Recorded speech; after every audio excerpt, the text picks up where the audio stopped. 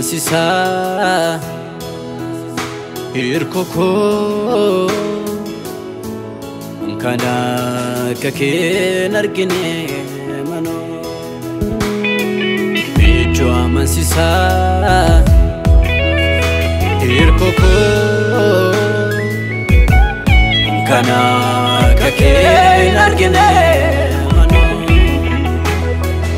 ol fagaate jirta deessa qulqullarra simaasanii si faarsu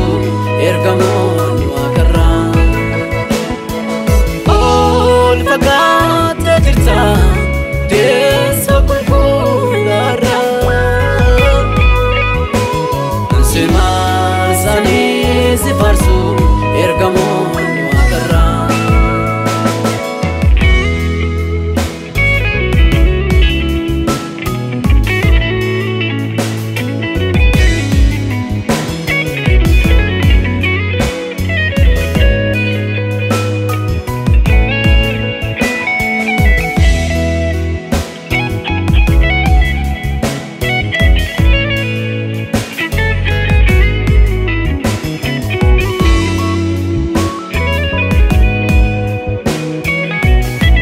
Parece yedalosi kena kedanun arraqabda galata chaljette chalatte baako sindange sine bainni chokoko ulfina kenoksite mudako narra pagane goftako aye aye Tuna beka one minute for you and so manega aye aye aye yo munanga tuna beka one minute for you and so manega gati ke abako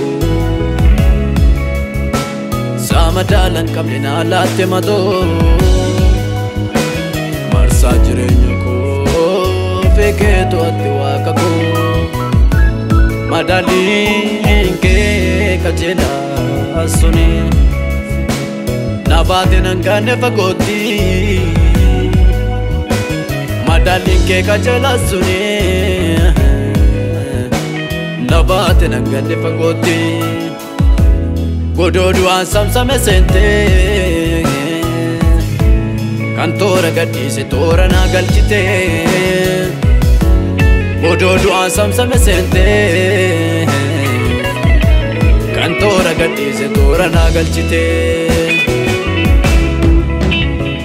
Aye aye aye yo munangatu na beka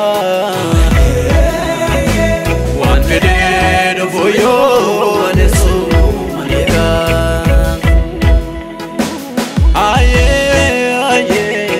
aye yo munangatu na beka one feded for you and so manega aye aye and so manega aye